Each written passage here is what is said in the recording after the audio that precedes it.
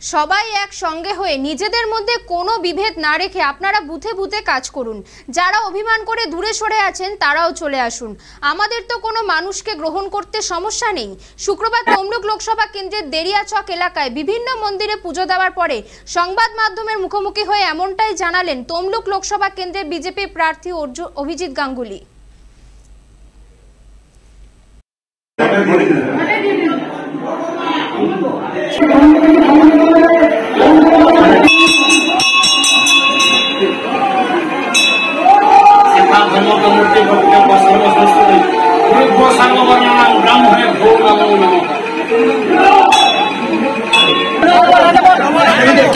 নিশ্চয়ই একটা কোনো অপশাসনের হাত থেকে মুক্তি চাইছে, এই কারণে তাদের এত উন্মাদনা, তাদের এত উচ্ছ্বাস। তমলুককে বার্তা দেবো যে আপনারা সবাই একসঙ্গে হয়ে নিজেদের মধ্যে কোনো বিভেদ না রেখে আপনারা কাজ শুরু করে দিন। বুথে বুথে করে দিয়েছেন অনেকে, যারা একটু অভিমান করে দূরে সরে আসেন তারাও চলে আসুন। আমাদের তো কোনো মানুষকে গ্রহণ করতে কোনো সমস্যা নেই।